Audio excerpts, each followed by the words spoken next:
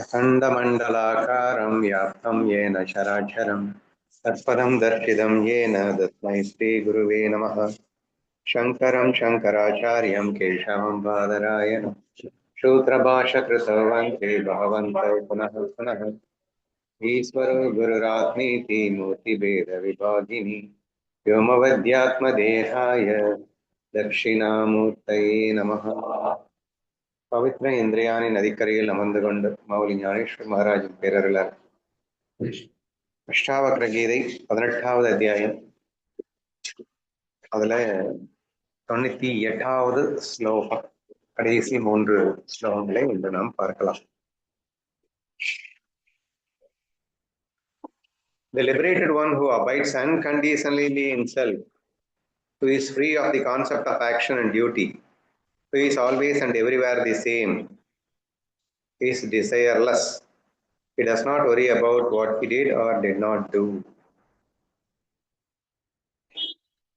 என்ன சொல்லியிருக்காரு அப்படின்னா, எந்தவித நிபந்தனையுமின்றி ஆன்மாவில் நிலைத்திருப்பவனும் அப்படின்னு ஒரு பாயிண்ட் எக்ஸ்ட்ரா சொல்லியிருக்காரு. அந்த ஒரு நிபந்தனையின்றி அப்படிங்கிற பாயிண்ட தான் அடுத்தடுத்து எலாபரேட்டா எக்ஸ்பிளைன் பண்ற மாதிரி இருக்குன்னு வச்சுக்கோங்களேன். அது என்னது நிபந்தனையின்றி ஆன்மாவில் நிலைத்திருப்பவன்? நிபந்தனை அப்படின்னு சொன்னாலே இந்த விடுதலைக்கு ஒரு ஆப்போசிட் அப்படின்னு வச்சுக்கோங்களேன். மோக்ஷம் அப்படின்னா விடுதலை அப்படின்னு அர்த்தம்.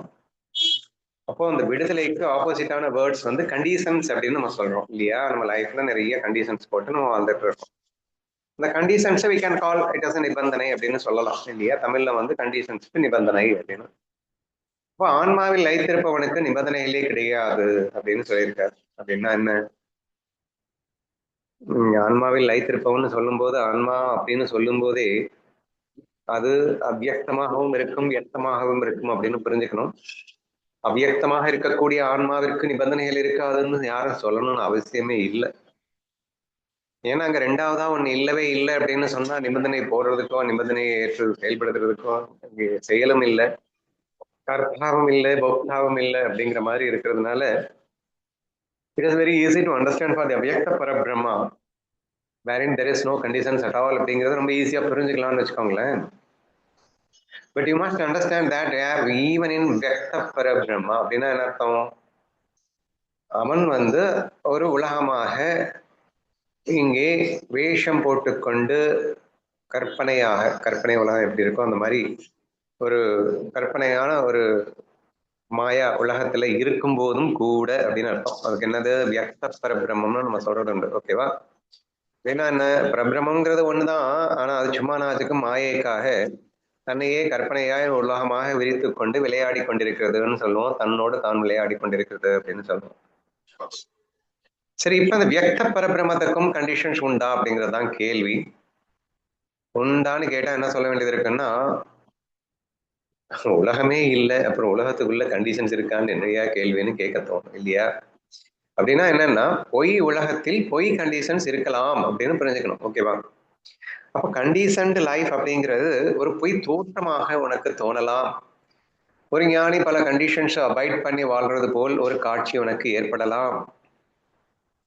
But it doesn't mean that he is in unconditional life. Actually அவன் எப்போதுமே அன்கண்டிஷனல் லைஃப்ல தான் இருப்பான். ஸோ வெளியே தோற்றத்துக்கு பார்க்கறதுக்கு அவன் வந்து ஏதோ சில கண்டிஷன்களை போட்டுக்கொண்டு வாழ்வது போல் உங்களுக்கு தோற்றமளித்தாலும் கூட உண்மையில் ஞானியானவன் எப்போதும் unconditional. So that is most important line to understand. அதாவது அவனுடைய என்ன சொல்றது, அவனுடைய அனுபவ ரீதியில அவன் எப்பயுமே அன்கண்டிஷனலா தான் இருக்கான். தோற்றத்துக்கு கண்டிஷனலா இருக்கான். ஈஸியா புரிஞ்சுக்கிறது வழக்கம் போல சொல்றதுதாங்க. ஒரு நடிகர் இருக்கான், அவன் வந்து எக்கச்சக்கமான கண்டிஷனல் லைஃப்ல இருக்கிற மாதிரியான ஒரு தோற்றத்துல நடிச்சிட்டு இருக்கான் அப்படின்னு சொன்னா அவன் உண்மையிலேயே கண்டிஷனல் லைஃப்ல இருக்கான்னு அர்த்தமா? இல்ல ஒரு சிறையில் அடைபட்டது போல ஒரு காட்சியில நடிக்கிறான் அப்படின்னு சொன்னா உண்மையிலேயே சிறைப்பட்டவன் அர்த்தமா? அல்லது ஒரு ஒரு வேலைக்காரனாக ஒரு பாஸு கீழே எக்கச்சக்கமான கண்டிஷன்ஸோட வேலை பார்க்குற மாதிரி ஒரு வேலையை ஐ மீன் ஒரு ஒரு ஒரு நடிப்பு, ஒரு வேஷம், வேலைக்கார வேஷம்னு வச்சுக்கோங்களேன். அந்த மாதிரி ஒரு நடிப்பை ஏற்று நடத்தி கொண்டிருக்கும் போது do he really abide by the conditions அப்படின்னு கேட்டா என்ன சொல்லுவீங்க? உண்மையிலேயே வந்து அவன் கட்டுப்பட்ட வாழ்க்கையை வாழ்ந்து கொண்டிருக்கிறான்னு சொல்லுவீங்க. அவன் கட்டுப்பட்ட வாழ்க்கையை பழகிறது போல ஒரு நடிப்பை ஏற்படுத்தி கொண்டிருக்கிறான். ஆக்சுவலி நடிகன் ஹிம்செல்ஃப்னு பார்த்தீங்கன்னா இஸ் ஆல்வேஸ் அன்கண்டிஷனல் தான். அவன் எப்போதும் சுதந்திரமானவனே, அவன் நிபந்தனையற்றவனே அப்படிங்கிற எந்த விதமான மாற்று கருத்தும் கிடையாது. But in spite of that he may appears to be look like anything, எப்படி வேணா இருக்கலாம் இல்லையா? அவன் பார்வைக்கு தோற்றத்துக்கு எப்படி வேணா இருக்கலாம், மாயால எப்படி வேணா இருக்கலாம். பட் மாயால அப்படி இப்படி இருக்கிறத பார்த்துட்டு அது உண்மைன்னு நம்மளால நினைச்சுக்கிட்டா அது நம்மளுடைய குற்றமே தவிர உண்மையில் ஞானியினுடைய தவறு அல்ல. ஞானினாலே அவன் அவன் ஆன்மானாலே ஆன்ம சுரூபம்னாலே அது அன்கண்டிஷனல் தான், அது நிபந்தனையற்றதுதான், அது சுதந்திரமானதுதான், ஆல்வேஸ் சுதந்திரமானதுதான். இந்த விஷயத்தை நம்ம யாரும் மறக்க கூடாது அப்படின்னு புரிஞ்சுக்கணும். ஓகேவா? சரி, எவ்வித நிபந்தனையின்றி ஆன்மாவில் நிலைத்திருப்பவன் அப்படின்னு சொல்லிட்டோம். இப்ப என்ன எக்ஸ்ட்ரா? செயல் மற்றும் கடமை என்ற எண்ணங்களிலிருந்து விடுபட்டவன் அப்படின்னு சொல்லியிருக்க. ஸோ ஒவ்வொரு செயலுமே ஒரு நிபந்தனை தானேங்க. நான் காலையில எந்திரிக்கணும், 4 மணிக்கு எந்திரிக்கணும், யோகா பண்ணணும், எத்தனை கண்டிஷனல் லைஃப் அந்த மனுஷனுக்கு. அப்போ காலையில நான் சொல்றது ஒரு ஆன்மீக சாதகனுக்கே கூட, அப்போ காலையில எந்திரிக்கணும், பல்ல விளக்கணும், சாப்பிடணும், so many conditions we are living in a life இல்லையா? அப்போ இந்த செயல்கள் அப்படின்னாலே இது எல்லாமே ஒரு கண்டிஷனலா தான் பண்ணிட்டு இருக்கோம். கண்டிப்பா பண்ணி ஆகணும். காலையில எந்திரிக்கணும், வேலைக்கு போகணும், அங்க சம்பாதிக்கணும், அப்புறம் மனைவி இருந்தாங்கன்னா மனைவிக்கு செய்ய வேண்டிய கடமைகள், குழந்தைகள் இருந்தால் குழந்தைகளுக்கு செய்ய வேண்டிய கடமைகள். ஒண்ணு இல்ல, ரெண்டு இல்லைங்க. ஸோ லாட்ஸ் ஆஃப் கண்டிஷன்ஸ் நம்ம வாழ்க்கையில இருக்கு. பேஸ்ட் ஆன் தி செயல் அப்படின்னு எடுத்துக்கிட்டாலே அத்தனை கண்டிஷனல், அத்தனை செயல்கள் நம்ம கண்டிஷனா பண்ணிட்டு இருக்கோம் அப்படின்னு சொல்றோம்.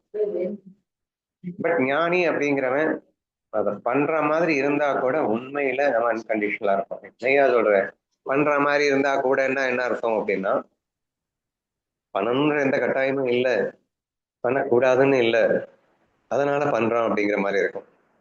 இப்போ வந்து அவன் பண்ணாம சும்மா இருந்தான்னா அவன் பண்ணக்கூடாதுன்ற கண்டிஷன்ல இருப்பான்ல சொல்லிடுவீங்க. அப்போ is without unconditionally of course doing something அப்படிங்கிற மாதிரி புரிஞ்சுக்கணும். இப்போ நம்ம காலையில டெய்லி சத்சங் பண்றோம், 10 மணிக்கு, 1:30க்கு, 4:30க்கு, இந்த மாதிரிலாம் பண்ணிட்டு இருக்கோம். பட் இது வந்து கண்டிஷன்லாம் அப்படின்னு கேட்டீங்கன்னா நிச்சயமா இல்லை. அப்ப பண்ணாம சும்மா உட்காந்துருந்தேன் நீ, அப்ப வந்து என்ன கேட்பீங்க? யாருக்கிட்டையும் எந்த சத்சங்கமும் பண்ணக்கூடாதுன்ற கண்டிஷன்ல இருக்கீங்களான்னு கேட்பீங்க. ஏய் அப்படியெல்லாம் ஒரு கண்டிஷன் இல்லையே, அப்ப பண்ணலாமே, ஓ பண்ணிடலாமே, பண்ணித்தான் ஆகணுன்ற கண்டிஷன் இல்லையே, அப்படிலாம் இல்லையே. வேலை இருந்ததுன்னா எல்லாத்தையும் ஸ்டாப் பண்ணிட்டு வேற வேலை பார்க்கலாம், இல்லை எதுவுமே இல்லாம சும்மா கூட உட்காரலாம். So in this way we need a life, we live a life of unconditional life. At the same time in others eyes, மற்றவர்கள் கண்களுக்கு சில வேலைகள் கண்டிஷனலாக செய்வது போல் தோன்றலாம். ஆனால் தோன்றுகிறது என்பதற்காக அது நிபந்தனைகள் என்று நாம் எடுத்துக்கொள்ளக் கூடாது. சரியா? ஸோ இங்கே செயல் மற்றும் கடமை அப்படின்னு சொல்லிட்டார். ஒவ்வொரு செயலுமே இன்னைக்கு ஒரு மனுஷன் கடமைங்கிற ஃபீலிங்ல தான் பண்ணிட்டு இருக்கான். நம்ம சொல்லியிருக்கோம் life is a game, life is a fun அப்படின்னு சொல்லிட்டு, வாழ்க்கையை விளையாட்டா பாரு, நீ செய்யற வேலையை விளையாட்டுன்னு நினைச்சு பண்ணு அப்படின்னு சொல்றோம். பிளேயா பண்ணு அப்படின்னு, கேமா பண்ணு அப்படின்னு சொன்னோம். So game what is the difference between the என்ன சொல்றது, கேமுக்கும் வாழ்க்கைக்கும், விளையாட்டிற்கும் வாழ்க்கைக்கும் என்னடா டிஃபரன்ஸ்னு கேட்டா ஒரு மனகடி டிஃபரன்ஸும் கிடையாது. நாமெல்லாம் வந்து ஒரு சில விஷயத்த கடமை அப்படின்னு நீயா ஒரு நேம் கொடுத்துக்கிற, அந்த நேம் கொடுக்கல அப்படின்னு சொன்னா தெர் இஸ் நோ, அது வந்து ஃபன்னு தான் அப்படின்னு சொல்ல. நம்ம அடிக்கடி ஒரு எக்ஸாம்பிள் சொல்லுவோம். ஒரு தீம் பார்க்குக்கு ஒருத்தன் போறான், காலையில போயிட்டு ஈவினிங் வரான், ஒரு ஃபுல் டே அங்கே என்கேஜா இருக்கான். இப்போ ஃபுல் டே என்கேஜா இருக்கிறதுக்கு எனக்கு எவ்வளவு சம்பளம் கொடுப்பீங்க அப்படின்னு போய் கேட்கறது இல்லை. நான் கொடுக்குறேன் 1000 ரூபாய் அப்படின்னு கொடுத்துட்டு அவன் போய் என்கேஜா இருக்கான். அங்க என்னென்னமோ விஷயங்கள் இருக்கு, அங்க வந்து ஆடுறான் பாடுறான், பட் பாடாமலும் இருக்கலாம், ஆடாமலும் இருக்கலாம். ஸோ நத்திங் இஸ் கண்டிஷன்ட் தேர். அப்ப இது என்ன சொல்றோம் அப்படின்னா பிளே அப்படின்னு சொல்றோம், பண்ணுன்னு சொல்றோம், கேம்னு சொல்றோம். அவர் கேமா நினைச்சு பண்றான் அப்படின்னு சொல்றோம். பட் பாத்தீங்கன்னா ஒரு ஆர்டினரி ஒரு வேலை பார்க்கறான்னு வச்சுக்கோங்களேன், ஒரு எலக்ட்ரீஷியன் வேலை பார்க்குறீங்க. இப்போ எலக்ட்ரீஷியன் வேலை காலையில இருந்து ஈவினிங் வரைக்கும் 8 மணி நேரம் வேலை பார்ப்பான். அண்ட் அப்கோர்ஸ் அந்த வேலை is considered B highly risky. அதனால அவன் வந்து சம்பளம் அதிகமாகவே கேட்பான். ஏன்டா சம்பளம் அதிகமாக கேட்குற அப்படின்னு சொன்னா, ரிஸ்க்குங்க. கரணம் தப்பினால் மரணம் அப்பா, அந்த மாதிரி வேலைக்கெல்லாம் ஜாஸ்தி சம்பளம் கொடுத்துதானே ஆகணும் என்றெல்லாம் கேட்பறான். சரியா? அப்ப நீ தீம் பார்க்க போற, நீயும் 8 மணி நேரம் ஒர்க் பண்ற, அங்க நீயும் வந்து பெரிய பெரிய ராட்டினங்கள்ல ரிஸ்க் எடுத்து தான் விளையாடுற. எங்கதான் ரிஸ்க் இல்ல? ரிஸ்க் இல்லாத இடம் ஏதாவது இருக்கா என்ன? Everywhere there is a risk. ரோட்ல நீங்க ஒரு இடத்துல இருந்து இன்னொரு இடத்துக்கு நீ போற அப்படின்னு சொன்னாலே எப்பவே நான் ஆக்சிடென்ட் ஆகலாம்ல, அதுவும் ரிஸ்க் தானே. நீ சுற்றுலாக்கு போனா என்ன, இல்லை நீ வேலைக்கு போனா என்ன, so every thing is risky தான். ஸோ பண்ணும்போதும் ரிஸ்க் இருக்கு அப்படின்னு சொல்ல வரேன். இப்போ என்ன எத்தனையோ ஃபன் கேம்ஸ் எல்லாம் இருக்கு பாத்தீங்கன்னா, வேற லெவல் ரிஸ்கி கேம்ஸ், ஜிம்னாஸ்டிக்ஸ். அவன் வந்து 100 சுத்தி சுத்தி எல்லாம் தலைகீழ போட்டு ஆடுறான். ஒரு செகண்ட் ஒரு சின்ன மிஸ்டேக் நடந்துச்சு அப்படின்னா டோட்டலா அவுட், உசரே போயிடும். அந்த மாதிரி எத்தனையோ ஃபன் கேம்ஸ் நம்ம இருக்கிறத பார்த்துட்டு தானே இருக்கோம். பட் எல்லாமே இருக்கு. பட் இன்ஸ்பைட் ஆஃப் தேட் நம்ம வந்து அதை வந்து கடமைன்னு சொல்றது இல்லை. அந்த கேம் ஆடிட்டு இருக்கிறவனை வந்து அவன் கடமை பண்ணிட்டு இருக்கான் அப்படின்னு நீங்க சொல்ல மாட்டோம். அவன் ஃபன் பண்ணிட்டு இருக்கான் அப்படின்னு சொல்லுவாங்க. என்னடா டிஃபரன்ஸ் இந்த கடமைக்கும் ஃபன்னுக்கும்? நல்லா யோசிச்சு பாத்தீங்கன்னா, if you assume the world is true and it is நிஜமா அப்படின்னு நினைச்சுக்கிட்டு நீங்க பண்ணீங்க அப்படின்னா அதை வந்து நீங்க கடமைன்றீங்க. சும்மா நாச்சுக்கும் பண்றேன் அப்படின்னு சொன்னா பண்ணுங்கிறீங்க. அவ்வளவுதானங்க டிஃபரன்ஸ். பட் கேம் ஆடுறான், நீங்க நானும் வந்து செல் காப் ஆடுறோம், ஏதோ ஒன்று ஆடுறோம், பயங்கரமா சேலஞ்ச் பண்ணிக்கிட்டு நான் ஜெயிக்கணும் நீ ஜெயிக்கணும்னு ஆடுறேன், என்ன வேணா இருக்கட்டும். பட் என்னடா பண்ணிட்டு இருக்கீங்கன்னா கடமை பண்ணிட்டு இருக்கேன் அப்படின்னு நம்ம சொல்றது இல்லை, ஃபன் பண்ணிட்டு இருக்கோம் அப்படின்னு நம்ம சொல்றோம் இல்லையா? ஏன்னா ரிசல்ட்ல ஆக போறது ஒண்ணும் இல்லை, கடமையினால் ஆக போறது ஒண்ணும் இல்லை, சும்மா நாச்சுக்கும் ப்ளே பண்றோம் அப்படின்னு நினைச்சிட்டு ப்ளே பண்றதுனால அதை வந்து நம்ம வந்து ஃபன் பண்றோம் அப்படின்னு நம்ம சொல்றோம். ஆனா அதுவே கடமை உணர்ச்சியோட பண்ணும்போது, அதை ரியல் நினைச்சு பண்ணும்போது, அல்லது ஒரு பெரிய சாம்பியன்ஷிப்ல நீயும் வந்து நானும் ஒரு பெரிய சாம்பியன் அப்படிங்கிறதுனால நீயா நானும் பார்த்துடலாம்னு பண்ணும்போது, இது ஒரு வெயிட் கேமாக ஆடும்போது, அப்ப கடமை உணர்ச்சின்றது உள்ள வந்து நான் இந்தியாவுக்கு ஆள் வாழ்றேன், இந்தியாவுக்கு பதக்கம் வாங்கி கொடுக்க போறேன், ஸோ சம்திங் லைக் தட். இந்த கேம்லயே நமக்கு வந்து இன்னைக்கு ஈகோ வந்துருச்சுங்க. ஸோ அதை ட்ரூவா நினைச்சு அதை கடமை உணர்வோட பண்ணும்போது, அதை பண்ணுங்கிற ஃபீலிங்கை மிஸ் பண்ணும்போது ஆட்டோமேட்டிக்கலி அது கடமைங்கிற பேருக்குள்ள வந்துருது அப்படின்னு புரிஞ்சுக்கணும். சரியா? இல்லையா அது கடமையே வந்து வேணாங்கிறியா, கடமையை லூசுத்தனங்கிறியா? ஆமாங்க, ஸ்ரீமத் கீதையில கடமை அப்படிங்கிறது ஈகோ தான் அப்படின்றத ரொம்ப ஸ்ட்ராங்கா சொல்லியிருக்காரு. எதுவும் பண்ணாம சும்மா இருக்கிறது தான்டா ஞானம். ஏன்னா கடமைங்கிற பேர்ல நீ சத்கர்மங்கள் பண்ணினால் கூட அகங்காரம் வந்து வெட்டி கொள்கிறதப்பா என்றெல்லாம் அவர் சொல்லி இருப்பதை நம்ம நினைவு கூற வேண்டும் அப்படின்னு கேட்டுக்கிறேன். நீங்க சும்மா உட்காரணும்னு சொல்ல வரல. But of course you can do whatever you want, but out of fun feel, that is very important இல்லையா? Feeling of fun is very very important இல்லையா? அது இங்க நமக்கு இருக்கு. சும்மா நான் எதுக்கும் பண்றேன், ரிசல்ட் பத்தி எனக்கு கவலை இல்லைன்னு சும்மா ஜாலியா நீங்க பண்றீங்களா என்ன? அப்படி எதுவும் பண்றது இல்லையே. அப்ப ஃபுல் அண்ட் ஃபுல் ஒரு ஐயோ அதை பண்ணி ஆகணுமே, பண்ணல என்ன அவ்வளவுதான் என்ன ஆகுமோ, so all these things kind of ஒரு விஷயத்தோட நம்ம பண்றதுனால அது நிபந்தனை அப்படிங்கிற ஒரு விதிக்குள்ள பண்ற மாதிரி ஆயிடுது. பட் ஞானிங்கிறவன் ஆன்ம சுரூபத்தில் லயித்திருப்பவனுக்கு அது வியக்தமா இருக்கும் போதோ வியக்தமா இருக்கும் போதோ நிபந்தனையின்றி அவன் இருக்கின்றான் என்ற பாயிண்ட் புரிய வைக்கிறதுக்காக இந்த விஷயத்தை அவர் இங்கே சொல்லி இருக்கிறார் என்று புரிந்து கொள்ள வேண்டும். செயல் மற்றும் கடமை என்ற எண்ணங்களிலிருந்து விடுபட்டவன், எப்பொழுதும் எல்லா இடத்திலும் ஒரே மாதிரியாக இருப்பவனுமான அந்த முக்தன். What you mean by that? அது என்னங்க ஒரே மாதிரி எப்படிங்க இருக்க முடியும்? அப்கோர்ஸ் அகைன் அவ்வியக்தத்துல ரொம்ப ஈஸி டு அண்டர்ஸ்டாண்ட் தான். ஏன்னா அங்க அது மட்டும் தான் இருக்கு, அதனால அது அப்படித்தான் இருக்கும், ஒரே மாதிரி தான் இருக்கும். சரி, ஓகே. வியக்த பரபிரம்மமா இருக்கும்போது நடித்துக் கொண்டிருக்கும் போது எப்படிங்க ஒரே மாதிரி இருப்பான்னா, அவன் நடிக்கும் போது என்ன வேணா இருந்துட்டு போகட்டும்டா, ஆனா அதை நடிப்புன்னு நினைச்சுக்கிட்டு தானே பண்ணிட்டு இருக்கான். அவன் வந்து ஏதாவது சேஞ்சஸ் இருப்பானா?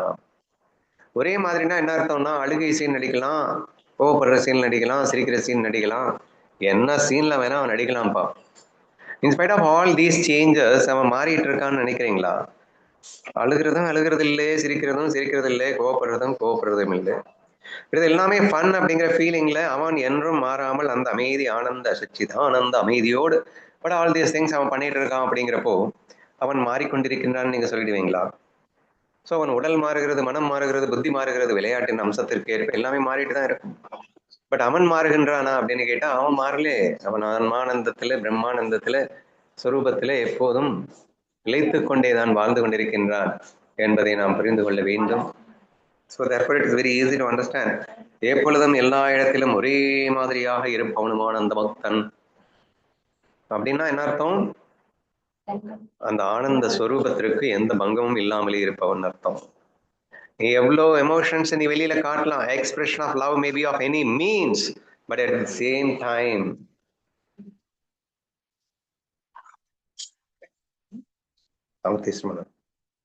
ஸோ பை எனி மீன்ஸ் அவன் ஆனந்தமாகவே இருக்கின்றான். ஏன்னா அதாவது ஆனந்த நம்ம என்ன சொல்றோம், எக்ஸ்பிரஷன் ஆஃப் லவ் அப்படிங்கிறது எப்படி வேணா இருக்கலாம் அப்படின்னு சொன்னேன் நான்.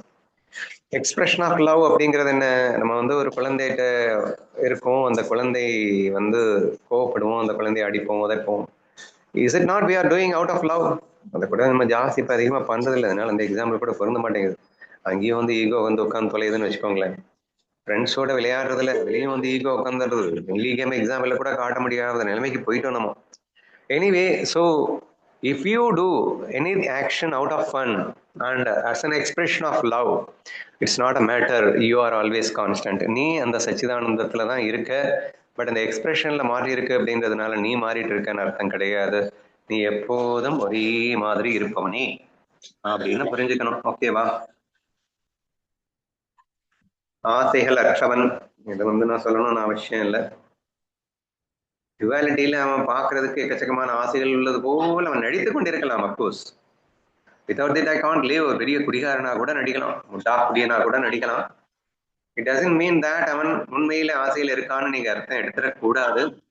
உண்மையில அவனுக்கு ஆசைகள் இல்லை, சும்மா நாச்சுக்கு அவன் அடிக்ஷன்ல இருக்கிற மாதிரி நடிக்கலாம் அப்படின்னு மட்டும்தான் நீங்க புரிஞ்சுக்கணுமே தவிர அவன் எப்போதும் ஆசைகள் அற்றவனே. அண்ட் அகெயின் அந்த கடமைகள் இல்லாதவன் அப்படிங்கிறத பத்தி இன்னும் ஸ்ட்ரெஸ் பண்ணணும் அப்படிங்கிறது தோணி இருக்கு அவருக்கு. அதனால ஒன் மோர் லைன்ல மறுபடியும் அதை சொல்றாரு. தான் செய்ததை பற்றியோ அல்லது செய்ய தவறியதை பற்றியோ அவன் கவலைப்படுவதில்லை அப்படின்னு சொல்லியிருக்கார். ஏன்னா அந்த விஷயங்கள்லாம் நமக்கு ரொம்ப ஜாஸ்தி இருக்குங்க. பண்ண இன்னைக்கு நான் இதை பண்ணியிருந்தா அப்படின்னு ஒரு வார்த்தையில நம்ம அதிகமா யூஸ் பண்றோம். அதை நான் பண்ணாம போயிட்டேனே, இதை நான் பண்ணாம போயிட்டேனே. என்ன ஒரு லூசுத்தனமான இருக்குன்னா, ஒரு ஒரு 10 நாளைக்கு முன்னாடி ஒருத்தர் வந்து, அவரு ரொம்ப நல்ல வயசானவர், அவரு பூனேல வேலை பார்த்திருக்காரு போல. இப்போ ஒரு 20-25 இயர்ஸ் பேக் அவர் வந்து பூனேல வேலை பார்க்கிறாரு. அப்போ இந்த ஆலந்தி எல்லாம் வந்து வெறும் விளைநிலமாக இருந்திருக்கின்றது. அப்போ இந்த இடத்துல வந்து ஒரு ஏக்கரே வந்து some some lakhs 1 or 2 lakhs கிடைக்கிற மாதிரி ஒரு யாரோ கேட்டிருக்காங்க. இங்க போய் யாரு வாங்குவாங்க அப்படின்னு சொல்லிட்டு விட்டுட்டாராம். இன்னைக்கு வந்து பார்த்துட்டு ஐயோ அம்மா, ஒரு கிரவுண்ட் ஒரு 1000 சதுரடியே வந்து 20 லட்சமா 25 லட்சமா, அன்னைக்கு நான் வாங்கி போட்டிருந்தேன்னா, அன்னைக்கு என்கிட்ட பணமும் இருந்தது, அன்னைக்கு நான் வாங்கி போட்டிருந்தேன்னா இன்னைக்கு நான் எவ்வளவு பெரிய கோடீஸ்வரன் அப்படின்னு ஒரு 100 தடவை சொல்லிட்டு இருக்காரு. அட லூது பையில, அன்னைக்கு நீ வாங்கி போட்டிருந்தா அவன் வந்து இல்லாதது, அதாவது has got an opportunity, அவன் மிஸ் டேட்டான், அதனால இன்னைக்கு வந்து அவர் பணம் இல்லாம போயிடுச்சு அப்படின்னு ஃபீல் பண்றாரு. ஆனா இன்னைக்கு அவர்கிட்ட ஒரு வீடு இருக்கு, அவருக்குன்னு ஏதோ ஒண்ணு இருக்கு, எல்லாமே இருக்கு, எல்லாம் இருக்கு. ஆனா இவ்வளவு சொத்து நம்ம கிடைச்சிருக்குமே அப்படின்னு ஆசைப்படுறாரு. அவன் வீடு கூட இல்லாம எதுவுமே இல்லாம சந்தோஷமா வாழ்ந்துட்டு இருக்கான். ஆனா இவ்வளவும் நல்லா வச்சுக்கிட்டு வாழ்ந்துட்டு இருக்கும் போதும் கூட, அன்னைக்கு அதை பண்ணியிருந்தா இப்படி பண்ணியிருக்கலாம், அன்னைக்கு இதை பண்ணியிருந்தா அப்படி பண்ணியிருக்கலாம், ஐயையோ மிஸ் பண்ணிட்டேனே அப்படின்னு ஒண்ணுமில்லாத அந்த விஷயத்துக்கு மனது பாடாப்படுகின்ற அந்த விஷயத்தை நீங்கள் சிந்தித்து பார்த்தால் எவ்வளவு முடத்தனமாக இருக்கின்றது என்பதை நாம் யோசித்து பார்க்கலாம். சரியா? ஸோ இது ஒரு எக்ஸாம்பிளுக்காக சொன்னேன். செய்ததை பற்றியோ அல்லது செய்ய தவறியதை பற்றியோ, செய்ய தவறியதை பற்றியோ சொல்லிட்டேன். செய்ததை பற்றியோ அவன் கைவிடுறது. செய்தது அப்படின்னா ஏதாவது தப்பு பண்ணிட்டேன் அப்படின்னா அதாவது தப்பையே நினைச்சிட்டு இருக்கிறது. அன்னைக்கு நம்ம அதை பண்ணாம இருந்திருக்கலாம், தப்பு பண்ணிட்டேனே, அதை பண்ணதுனால தானே இவ்வளவு பெரிய வில்லங்கமும் வந்தது, அதை மட்டும் நம்ம பண்ணாம இருந்திருந்தா இன்னைக்கு நம்ம எங்கேயோ போயிருக்கலாமே, சரி அந்த இடத்துல அதை மிஸ் பண்ணிட்டேனே அப்படின்னு லூசுத்தனமா நடந்து முடிஞ்சது. அதுவும் அந்த கிரிக்கெட்லாம் ஆடிட்டு இருக்கும்போது அவனுங்க இந்தியாவும் பாகிஸ்தானும் கேம் ஆடுதுன்னு வச்சுக்கோங்களேன். இந்தியாவும் பாகிஸ்தானும் கேம் ஆடுது, நமக்கு இங்க ரோல் வந்து வெறும் ஆடியன்ஸ் ரோல், பிளேயர் ரோல் கூட கிடையாது. இங்க நான் இவ்வளவு நேரம் கொடுத்த எக்ஸாம்பிள் பிளேயர் ரோல்ல வந்து ஐயோ அப்படி பண்ணிருக்கலாம் இப்படி பண்ணிருக்கலாம். ஆனா நாங்க ஆடியன்ஸ், கடைசி ஓவர்ல ஒரு 4-5 ரன் வித்தியாசத்துல இந்தியா தோத்துறோம். உடனே நாங்க ஆராய்ச்சி பண்ணுவோம் பாங்க, இந்த கேம் ஸ்டார்டிங்ல அந்த ஃபர்ஸ்ட் ஓவர்ல இருந்து அந்த இடத்துல அது நடக்காம இருந்திருந்தா இந்தியா ஜெயிச்சிருக்குண்டா. டேய் இந்த இடத்துல இவன் வந்து போட்டிருந்தா அவன் ஜெயிச்சிருக்குண்டா. இவன் வந்து இந்த விக்கெட்டை காப்பாத்தி இருந்தா ஜெயிச்சிருக்கலாம்டா. இந்த ஒரு ரன்னை மிஸ் பண்ணாம இருந்திருந்தா ஜெயிச்சிருக்கலாம்டா. அந்த நோ பால் இல்லாம போயிருந்திருந்தா ஜெயிச்சிருக்கலாம்டா. அடாடா ஆராய்ச்சி பண்ணுவோம் பாருங்க. எதுக்கு நாக்கு விழிக்குவா? ஏன்டா நீயே ஆடியன்ஸ், நீ பிளேயரே கிடையாது. நீ எப்படி பண்ணியிருந்தா ஜெயிச்சிருக்கலாம், இப்படி பண்ணியிருந்தா ஜெயிச்சிருக்கலாம், அப்படி பண்ணியிருந்தா ஜெயிச்சிருக்கலாம். எதுக்கு இது? ஹவு ஃபூலிஷ்னஸ் இட் இஸ் அப்படிங்கறத யோசிச்சு பாருங்களேன். Because of likes and dislikes நம்ம இந்த மாதிரி எல்லாம் சிந்திச்சுட்டு இருக்கோம்ல. அதனால இங்க கோடிட்டு காட்டுறாரு. ஸோ ஞானி is not going to do all these things. அவன் சச்சிதானந்த சுரூபத்துல இருக்கான். அவன் பிளே பண்றதே சும்மா மாயான்னு ஃபன் பண்றதுக்காக பிளே பண்ணிட்டு இருக்கான். இதுல வெற்றி என்ன தோல்வி என்ன ஒரு மண்ணாகிட்டே அவன் அஃபெக்ட் பண்ண போறது இல்லை. ஸோ தேர்ஃபோர் அவன் வந்து ஏதாவது தப்பு பண்ணியிருப்பாங்க லைஃப்ல. சும்மா விளையாட்டுக்கு ஃபன் பண்ணும்போது அவன் 1000 தப்பு பண்ணுவான். வில்லன் ரோலையை கூட எடுப்பான். வில்லன் ரோல்னா என்ன, தப்பு பண்றதே ஒரு வேஷமா கூட அவன் பண்ணுவான். உட்காந்து ரெக்ரெட் பண்ணிட்டு இருக்க மாட்டான். ஐயோ நான் வந்து வில்லன் வேஷம் போட்டேனே, வில்லன் வேஷம்னு ஆயிடுச்சு, இதுல என்ன மண்ணாங்கட்டி, இதுல இப்படி பண்ணிட்டேனே அப்படி பண்ணிட்டேனேன்னு யோசிக்கிறதுக்கு அடமாயதானடா விடுறா அப்படின்னு சொல்லிட்டு நீ என்ன பண்ணியிருந்தாலும், எவ்வளவு தவறுகள் பண்ணியிருந்தாலும் அல்லது பண்ணாமல் போயிருந்தாலும், ஐயோ அதை பண்ணாம விட்டுட்டேனே, ஐயோ அதை பண்ணிட்டேனே. So what is the necessity of thinking and doing all these things அப்படின்னா நிச்சயமா இல்லை. அது மாயான்னு தெரிந்தவனுக்கு இந்த கஷ்டமே வராது அப்படின்னு புரிஞ்சுக்கோங்களேன். How importance the feeling of மாயான்னு இப்போ புரியுதா? ஸோ எவ்ரி டே நம்ம வந்து இந்த மாதிரி சிக்கல்ல தான் நம்ம வந்து வாழ்ந்துட்டு இருக்கோம். இந்த ஒவ்வொரு வரியுமே யோசிச்சு பாருங்க. we have got a lot of conditions in our life, கடமைகள் in our life, and of course we are changing in every moment. ஒவ்வொரு நேரத்துல ஒரு மனுஷன்ட்ட மாறுபடுவாங்க. இவங்கிட்ட ஒரு மாதிரி நடந்துப்பான், அவங்ககிட்ட ஒரு மாதிரி நடந்துப்பான், இங்க வந்தா ஒரு மாதிரி நடந்துப்பான், நேத்து ஒரு மாதிரி இருப்பான், இன்னைக்கு ஒரு மாதிரி இருப்பான். ஏன்டா அப்படின்னா அப்படின்னு சொல்லிட்டு இந்த ரிசல்ட் மேல லாக்ல அந்த ஈகோல அதை சாதிக்கணும் இதை சாதிக்கணும்ன்ற வெறியில அவன் ஒரே மாதிரியாங்க வாழ்க்கையை அனுபவிக்கிறான். வெறித்தனமான ஒரு லூசுத்தனமான வாழ்க்கையை அனுபவிச்சுட்டு இருக்கோம் அப்படின்ற மாதிரி தான் வருது இல்லையா? நெக்ஸ்ட் ஆசைகள் கொஞ்சம் நஞ்சம் இல்லை. அது மாதிரி இந்த செய்ததை பற்றியும் செய்யாததை பற்றியும் 24 மணி நேரமும் சிந்தித்தது. ஸோ இந்த நார்மல் பீப்புள், இந்த அஜ்ஞானம் என்று சொல்லப்படுகிற இந்த நார்மல் பீப்புள் எப்படி எல்லாம் வாழ்ந்துட்டு இருப்பாங்கன்றதை கோடிட்டு காட்டிட்டு, ஆனால் ஞானி அப்படி இருக்க மாட்டான் அப்படிங்கிறத அழகா சுட்டி காட்டுவதற்காக இந்த அற்புதமான ஸ்லோகத்தை கொடுத்திருப்பதாக நீங்கள் எடுத்துக்கொள்ள வேண்டும் என்று கேட்டுக்கொள்கின்றேன். and I will read it again now. ஏவித நிபந்தனைகளுமின்றி ஆன்மாவில் நிலைத்திருப்பவனும் செயல் மற்றும் கடமை என்ற எண்ணங்களிலிருந்து விடுபட்டவனும் எப்பொழுதும் எல்லா இடத்திலும் ஒரே மாதிரியாக இருப்பவனுமான அந்த முக்தன் ஆசைகள் அற்றவன் தான் செய்ததை பற்றியோ அல்லது செய்ய தவறியதை பற்றியோ கவலைப்படுவதில்லை. நான் சிம்பிளா எப்படி புரிஞ்சுக்கிறேன் அப்படின்னா, நான் செய்கிறேன் என்ற பாவமற்று செய்பவனால மட்டும்தான் இப்படி இருக்க முடியும் அப்படிங்கிற மாதிரி எடுத்துக்கிறேன். ஓகே.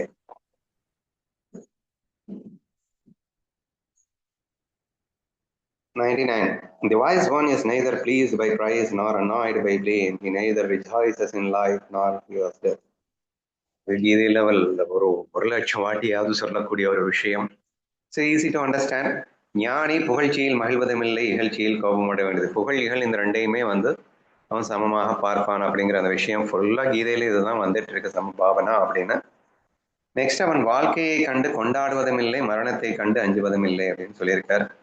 சேம் திங் தான். மகிழ்ச்சிக்கும் இகழ்ச்சிக்கும் ஒரு எக்ஸாம்பிள் காட்டணும் அப்படிங்கிறதுக்காக வாழ்க்கையை காட்டியிருக்காங்க. அவன் பிறந்த நாள் அப்படிங்கிற பேர்ல என்ன வாழ்க்கையை வாழ்றான் இல்லை, பிறந்துட்டான் இல்லை அப்படின்னு கொண்டாடுறோம். மரணத்தை கண்டு நினைவு நாள் அப்படின்னு சொல்லிட்டு சோகமா இருக்கிறதுக்கான இந்த விஷயங்கள்லாம் பொதுவாக அன்றாட வாழ்க்கையில நடந்துட்டு இருக்கு. பட் அவனை பொறுத்த வரைக்கும் இந்த வாழ்க்கையை பிறந்துட்டேன் அப்படின்னு பிறந்தநாள் கொண்டாடுறது இல்லை, வாழ்க்கையை வாழ்றேன் அப்படின்னு சொல்றது பெருசா சந்தோஷப்படுறது இல்லை, இல்லை மரணமே வந்துருச்சு அப்படிங்கிறதுனால அவன் வருத்தப்பட போறது இல்லை. So it's very simple thing. என்னன்னா புகழ் மற்றும் இகழ்ச்சியால் கோபமடைவது, புகழ்ச்சியில் மகிழ்வதும் இல்லை, இகழ்ச்சியால் கோபமடைவது. இது என்ன சொல்றது, மாயா ஃபீல் இருக்கு, ஞானம் இருக்கு, அத்வைதத்தில் இருக்கா, எல்லா ஞானமும் வந்ததுக்கு அப்புறம் புகழும் இகழும் இவனை என்ன செய்துவிட முடியும்?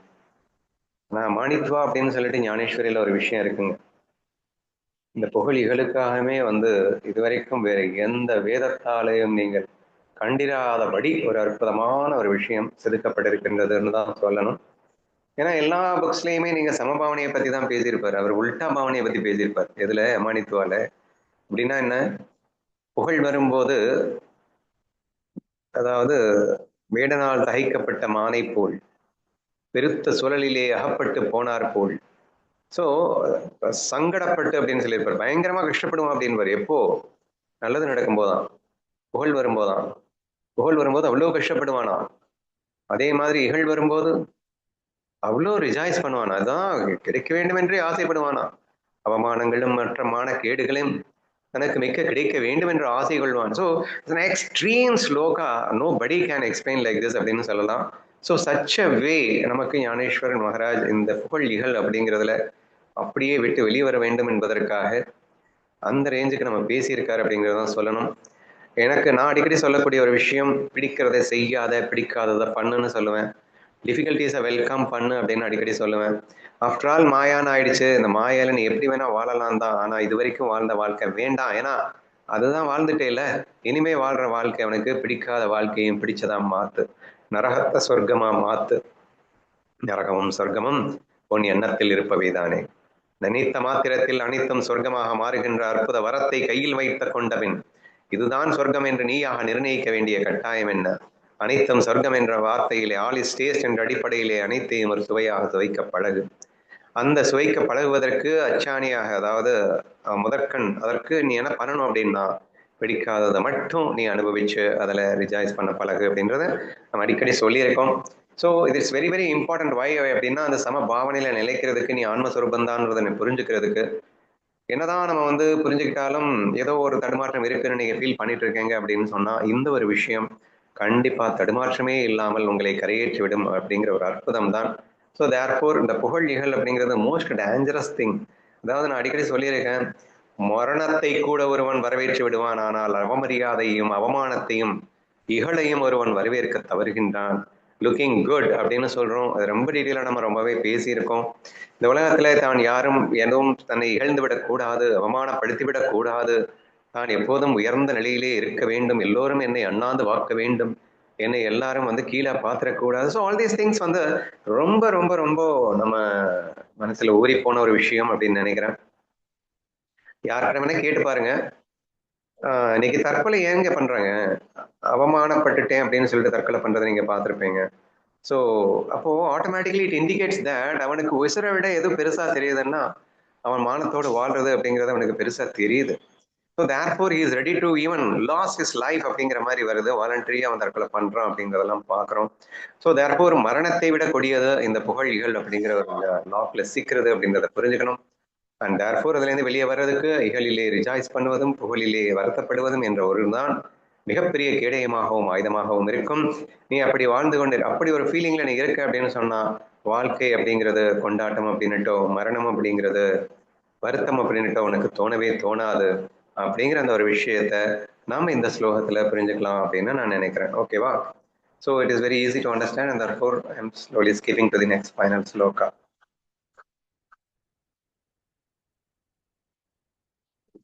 என்னது எப்படி பார்க்கறது இது? One of tranquil mind seeks neither crowds nor wilderness. He is the same wherever he goes. அமைதியான மனதையுடையவன் கூட்டத்தையோ, வைல்டர்னஸ் அப்படிங்கறது என்ன சொல்லியிருக்காருன்னு தெரியல. ஆனா என்கிட்ட இருக்கு, நான் வாசிக்கிறேன். அமைதியான மனதை உடையவன் கூட்டத்தையோ அல்லது தனிமையான கடமைகளையோ நாடி செல்வதில்லை. அவன் எங்கு சென்றாலும் ஒரே மாதிரியாகவே இருக்கிறான்.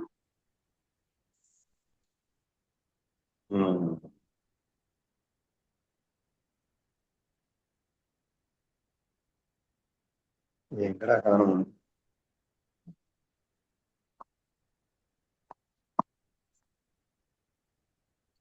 அமைதியான மனதையுடையவன் கூட்டத்தையோ அல்லது தனிமையான காடுகளையோ நாடி செல்வதில்லை.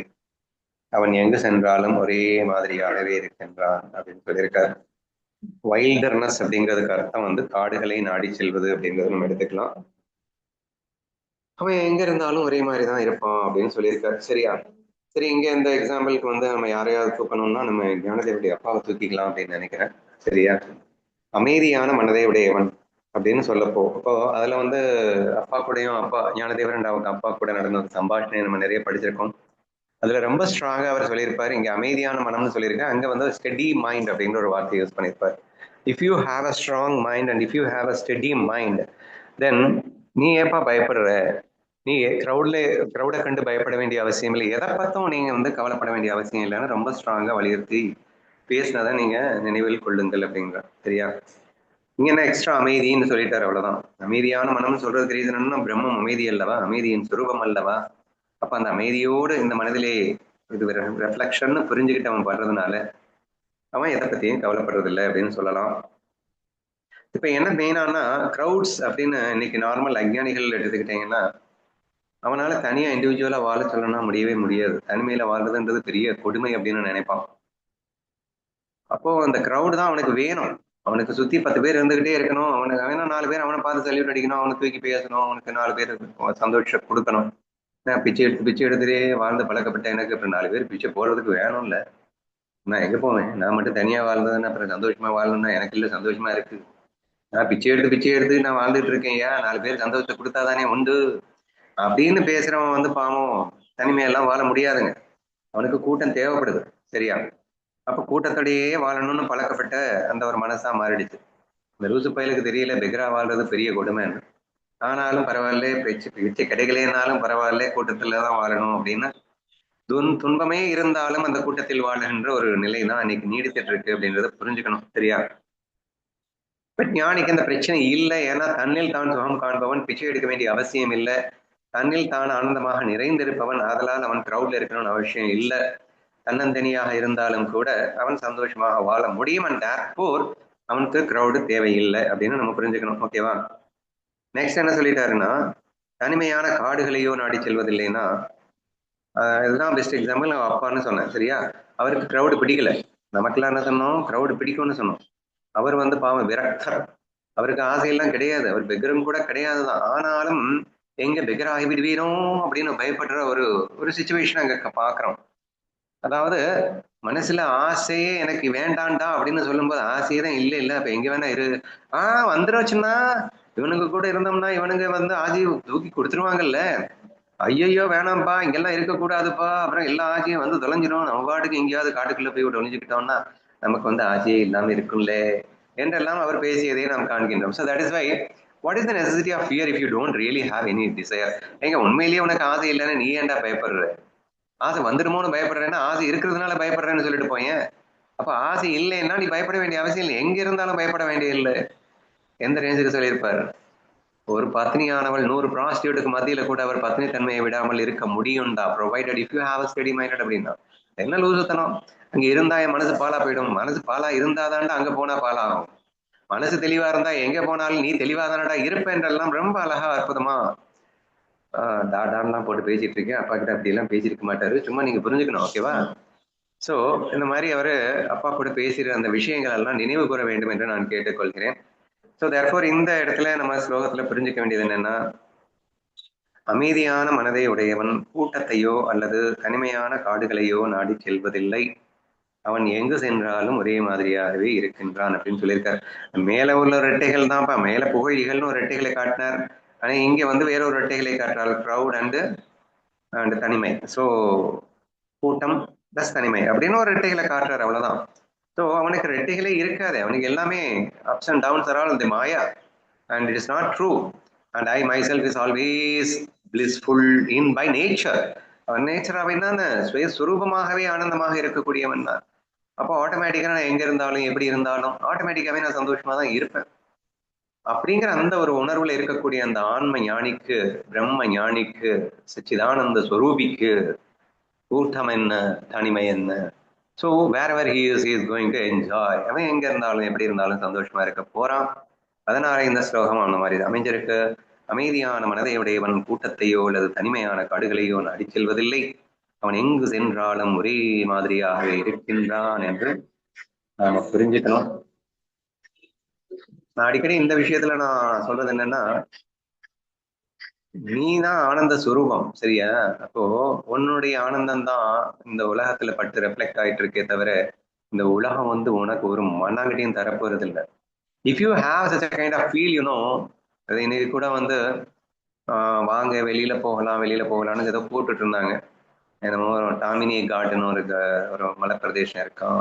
இயற்கை வனப்புகள் சோலைகள் அப்படியே பசுமை பூஞ்சோலைகள் பூத்து குலுங்கும், அருவிகள் பொங்கும், அதையெல்லாம் கண்டு ரசிக்க வேண்டாமா, இப்படியே வீட்டுக்குள் அடைந்து கிடக்கலாமா என்று வற்புறுத்தி கூப்பிட்டாங்க. சரியா? அட போங்கப்பா, நான் வரலப்பா அப்படின்னு சொல்லிட்டு இருந்தேன்னு வைங்களேன். சோ இப்போ இது அவங்க கூப்பிடும் போது என்ன சொல்றாங்க அப்படின்னா, ஏதோ இங்கே இல்லாத சந்தோஷம் அங்கே இருப்பது போலவும், அங்கே வந்து சந்தோஷத்தை நாம் அனுபவித்து வர வேண்டும், வரலாம் அப்படிங்கிற மாதிரியும் ஒரு ஒரு தோற்றத்தை ஏற்படுத்தும் போது தட் இஸ் நாட் கேஸ் இல்லையா? போகக்கூடாதுன்னு இல்லைங்க. ஆனா போகிறது அப்படிங்கிறது உன் சந்தோஷத்தை தேடி அல்ல. உன் சந்தோஷத்தை எங்கேயும் அனுபவிக்கலாம், அங்கேயும் அனுபவிக்கலாம், எங்கேயும் அனுபவிக்கலாம். அதனால் நான் போனேன் அப்படின்னு அன்கண்டிஷனலா இருக்கிறதுனால நான் போனேன்னு சொல்லலாம். அப்புறம் எங்கேயோ உட்கார்ந்து இருந்தா அது ஒரு கண்டிஷனா மாறி போயிடும் அப்படிங்கிறதுனால வேணா போலாமே தவிர இட்ஸ் நாட் தட் அங்க போயிட்டா நம்ம எதையோ ஒன்று அனுபவிக்க போறோம் அப்படின்றதெல்லாம் எதுவும் இல்லை அப்படிங்கிறத புரிஞ்சுக்கணும். So once the moment when you say that the situation is responsible for your happiness என்ற மாதிரி ஆயிடும். வெரி பேசிக் மனமா சூழலா அப்படிங்கிற கிளாஸ்ல சூழல் ஒரு ஒரு ஒரு பொருட்டே கிடையாது நமக்கு அப்படின்றது மாதிரி நம்ம சொல்லியிருந்தோம். அப்படி இருக்கும்போது ஏதோ ஒரு சூழல், நல்ல சூழல் கெட்ட சூழல் இருக்கிற மாதிரியும் அந்த சூழல்ல வந்து நல்லா இருக்கும், இந்த சூழல் நல்லா இருக்கு, இதெல்லாம் எதுவுமே கிடையாது. ஸோ ஐ ஆம் தி சச்சிதானந்த ஸ்வரூபா and my happiness is getting reflected everywhere wherever I go. அதாவது சீதைக்கு ராமன் எடுக்கும் இடமே அயோத்தி அப்படின்னு சொல்லுவாங்க. மாதிரி ஸ்ரீகாந்திற்கு அவன் இருக்கும் இடமே சொர்க்கம் அப்படின்னு நமக்கு இருக்க வேணாமா? நீ எங்க இருக்கோ அதுதான்டா சொர்க்கம். சொர்க்கத்துக்கு போயிட்டு நீ என்னத்தை நீ வந்து சந்தோஷத்தை அனுபவிக்க போற? நீயே சொர்க்கம்னு ஃபீல் பண்ணிட்டேன்னா நீ எங்க போனாலும் அது சொர்க்கமா மாறணும். நீ நரகத்துக்குள்ள என்ட்ரி பண்ணா கூட அது சொர்க்கமா ஃபீல் ஆகணும். And that is what I keep on telling you that make the naragam into சொர்க்கம்னு பேசிட்டு இருக்கோம். When such is the case, why should we need to bother about the situation, whether it's a காடு or a நாடு, அது wilderness or crowds, அதை பத்தி நமக்கு கவலையே இல்லை அப்படிங்கிற மாதிரி நாம் புரிந்து கொள்ள வேண்டும் என்று கேட்டுக்கொண்ட தசாவக்ர கீதையின் 18வது அத்தியாயம் இதோடு நிறைவடைகிறது. இதுல நான் என்ன அண்டர்ஸ்டாண்ட் பண்ணிக்கிட்டேன் அப்படின்னா, இப்போ வந்து சிச்சுவேஷன்ஸ் மாறலாம், ஆனா வந்து அந்த அந்த பிரம்மம் மாறாது. பிரம்மத்திட்ட இருந்து தோன்றின அந்த அது என்னது காடோ தனிமையோ இதெல்லாமே சிச்சுவேஷன்ஸ் தான். அதெல்லாம் மாறிக்கிட்டு தான் இருக்கும். அதுகிட்ட இருந்து தோன்றுனது தான். ஆனா அந்த ஞானியானவன் தன்னுடைய அந்த இருப்புல இருந்து மாறமாட்டான் அப்படிங்கிற மாதிரி எடுத்துக்கிறேன்.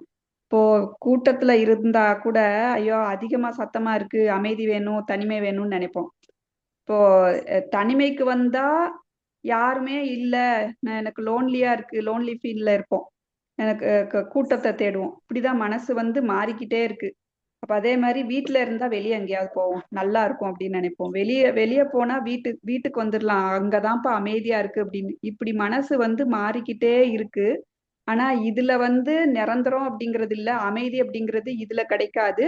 ஆனா ஞானியானவனுக்கு வந்து இந்த சிச்சுவேஷன்ஸ்ல அமைதி அப்படின்னு சார்ந்து இல்லாம தனக்குள்ளேயே அமைதிய வந்து அனுபவிச்சுட்டு இருக்கான்னு சொல்ல முடியாது. அமைதியாவே அவன்தான் இருக்கான் அப்படின்னு தெரிஞ்சதுக்கு அப்புறமா வெளியில எந்த மாற்றங்கள் வந்தாலும் அதை என்ஜாய் பண்ணிட்டு சாட்சியா இருந்து ஆனந்தமா இருப்பான் அப்படிங்கிற மாதிரி எடுத்துக்கிறேன். கண்டிப்பா.